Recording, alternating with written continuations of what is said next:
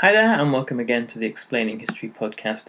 Now, if you were listening yesterday, you'd know that I did part one of a couple of podcasts, this being the second one, on the departure of Italy from the Big Four powers at the Paris Peace Conference over the question of post-war territorial claims denied.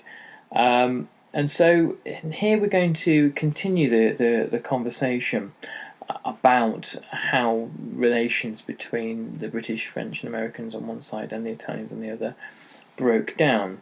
The Italian delegation itself didn't really do Italy's negotiating position much favours. The British and American delegations networked with other countries, and the British engaged in all manner of informal conversations and meetings about matters of policy.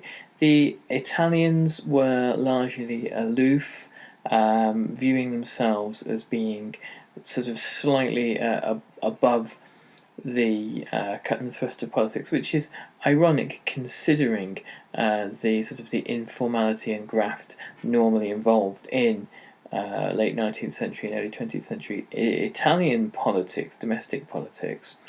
The delegation were combined old men and were often perhaps too old for the role upon them, seeming kind of distracted or unwilling to become too connected to their counterparts. Margaret Macmillan writes of Orlando that he refused to lobby on Italy's behalf. He said, "To resort to such methods would be to sink to the level of the small nations which went around begging territory from world opinion." So there seems to be a hugely unrealistic sense of entitlement amongst the Italian delegation anyway. The Italians were mistrustful of other powers, particularly other members of the Commission, and one British diplomat remarked, "They considered they were not being treated as equals by the other powers. They were attacked and criticised on all sides. They were told what was good for them, but not taken into real discussions." And some of this is no doubt the case. However, it seems as if the Italian approach to negotiating didn't help matters particularly. And it seems that given the chauvinistic attitude of the British and French, it was very unlikely that any other approach would have been offered to the Italians. The approach towards Eastern European countries, the new nations such as Poland and Czechoslovakia, and the British attitude towards Greece in particular was one of condescension, one that you could benignly call as paternalist, and less complimentarily refer to as kind of chauvinist or imperialist. The Italian delegation to Cambridge, Wilson realising that he wanted to dictate the peace, but also failing to recognise that Wilson was in a position to do so, and that Italy would probably have to be, to some extent, a receiver of largesse from the conference, as opposed to an establisher of the conditions of the Treaty of Versailles. Of the European powers, the Italians had perhaps the closest relationship with the British. Orlando liked Lloyd George and said his Celtic blood made him like us Mediterraneans in cleverness. One of the principal reasons for Italy having been in the Triple Alliance with Germany and Austria-Hungary in the first place was to find allies to ally against France The Italians had rival competing ambitions with the French for control of the Mediterranean, or to become a great power in the Mediterranean, and both had conflicting interests in North Africa, particularly over the questions of Tunisia and Morocco. And so there had been little love lost. France had been involved in the unification of Italy, but Napoleon III had extracted a high price from Italy in annexing Nice and Savoy. And this meant that Italy, a young republic with a long memory, had all manner of simmering nationalist tensions towards France, and men like Orlando and Sonnino were old enough to remember the unification of their country and France's role in it.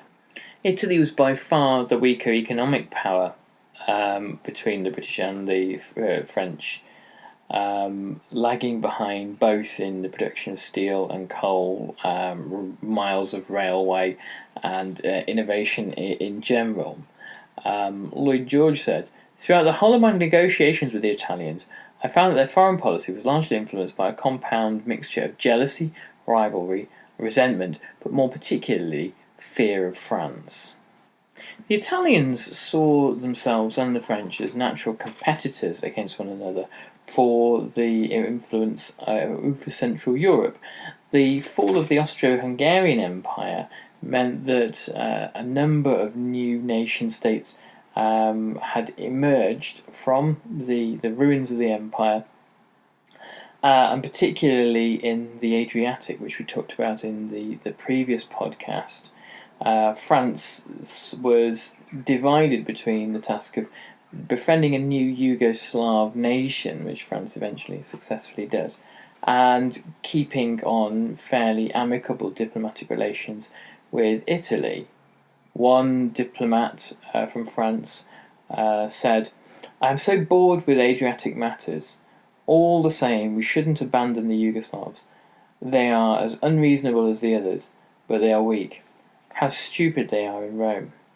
By April 1919, the French had decided that the Yugoslavs must triumph over Italian interests. It might possibly have been the long-standing strategic and economic challenges and compromises between the two nations. It might equally have been partly the product of a deeply uncooperative and suspicious and jealous and resentful Italian delegation that had pushed Clemenceau further towards the Yugoslav camp.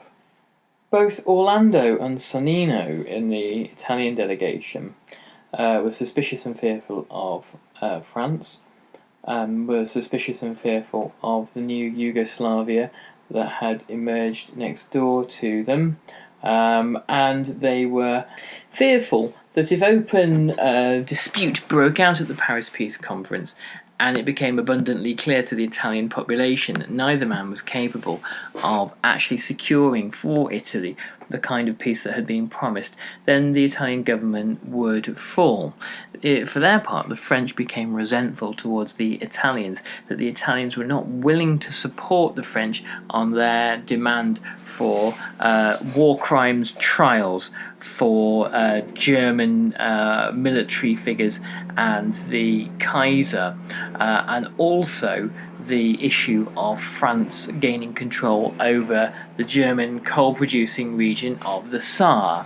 When the Italians produced their official memorandum to the Paris Peace Conference setting out Italian demands, it read, "The Italian claims show such a spirit of justice, rightfulness, and moderation that they come entirely within the principles enunciated and approved by President Wilson, and should therefore be recognized and approved by everybody."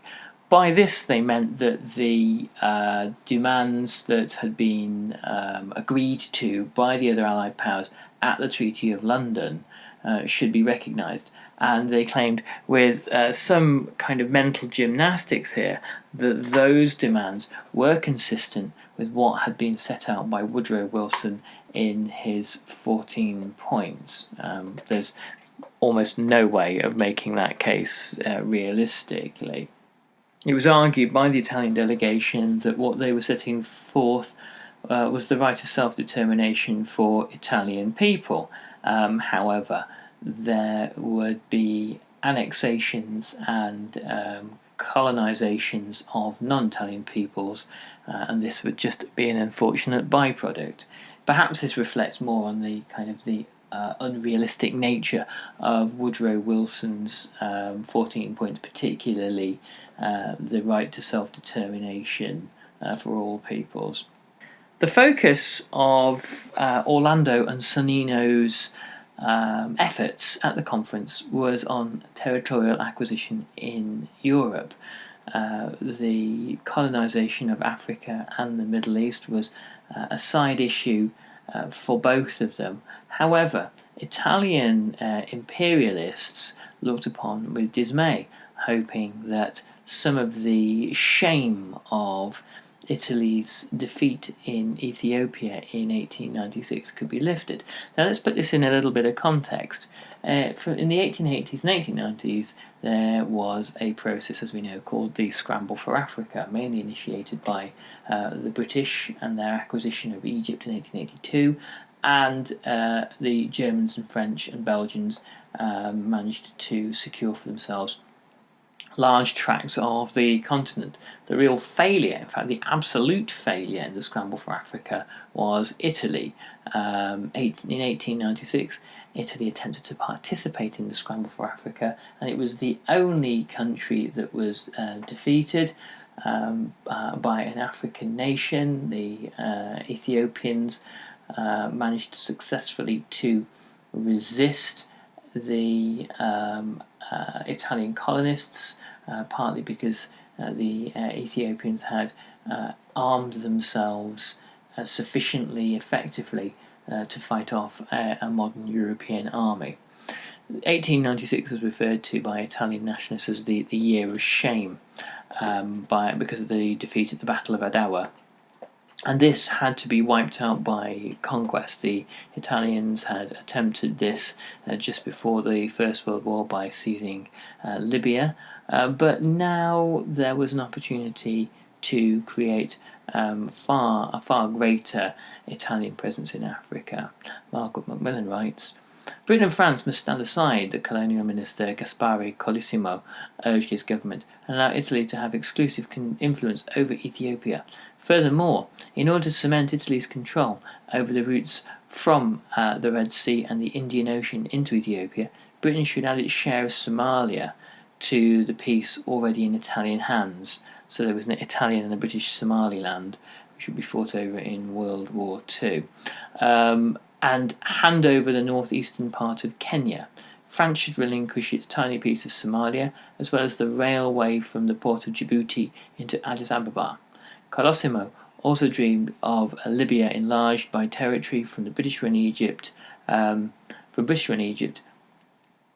French possessions, and if the Portuguese colonies went begging, of acquiring Angola as well. Just before the end of the war, Colosimo sent a memorandum to Balfour and Colonel House, who was Woodrow Wilson's personal advisor, outlining these goals. The wording was carefully chosen to sound Wilsonian. The impact, however, was to leave an impression of Italian greed. Well, it's certainly highly ambitious stuff, asking for huge swathes of territory in Africa, and can only have been greeted with raised eyebrows at the conference.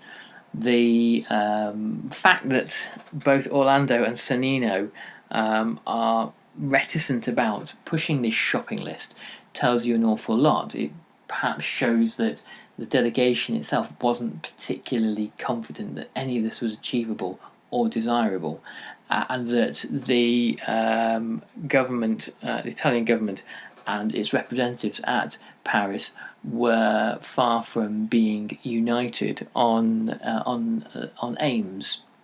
Germany's African colonies were divided between the British and the French fairly evenly, without much recourse to consulting Italy, and the British and the French had considered doing so, are dividing their own territories with Italy before the conference, providing that the other side agreed. So the British would give something, the French would give something, and when it comes to the conference, neither side is particularly interested in doing so. The use that Italian fascism gets out of all of this is grievance. I mean, fascism is pretty much runs on a sense of grievance and victimhood and perceived persecution.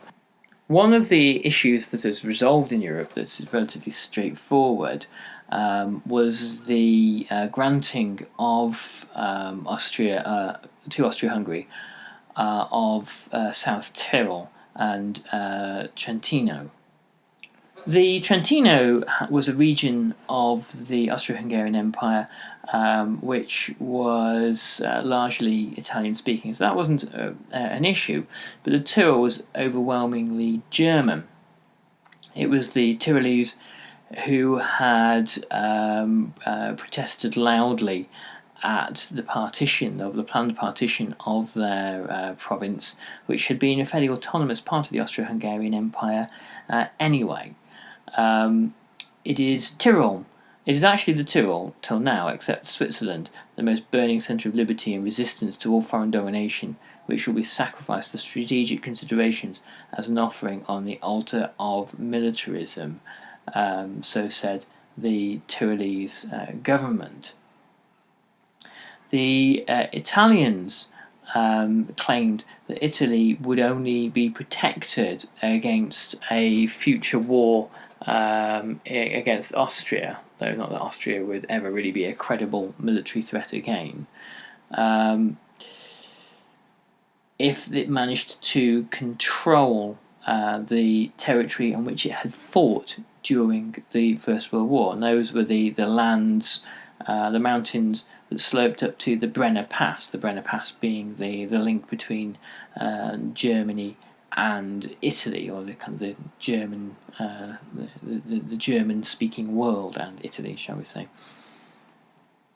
Any other boundary to the south would merely be an artificial amputation, entailing the upkeep of expensive armaments, contrary to the principles by which we should be inspired, claimed the Italian delegation.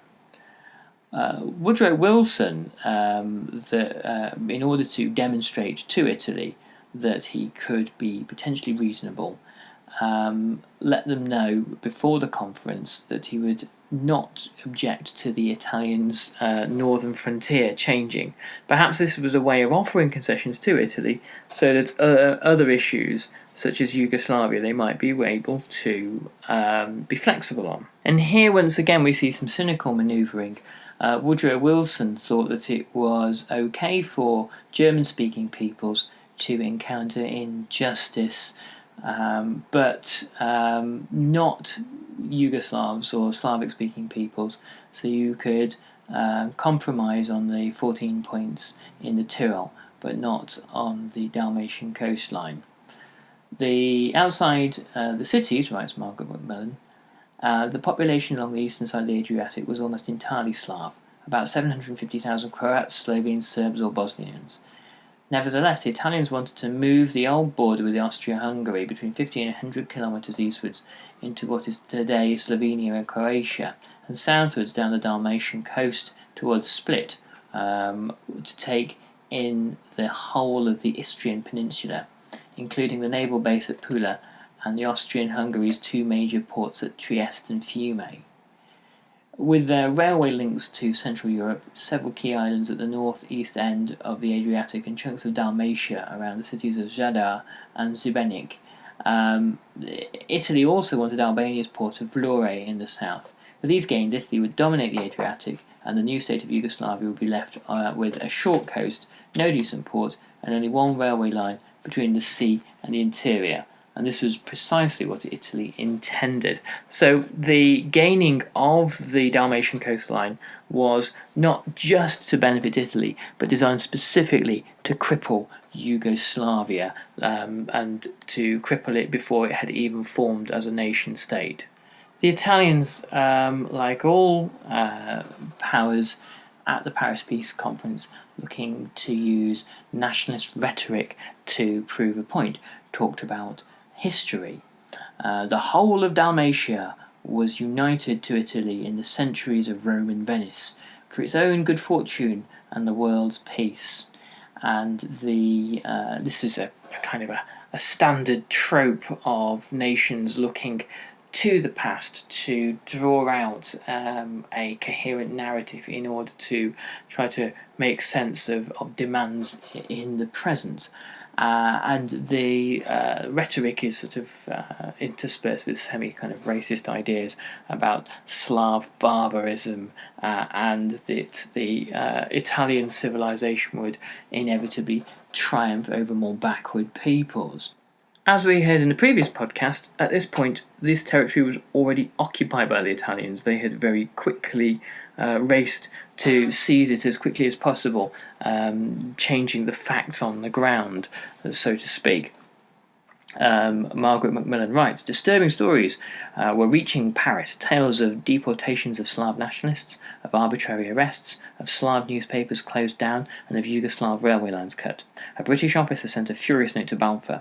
Dalmatia is being starved and the Italians only supplied food to those who signed a declaration of loyalty to Italy.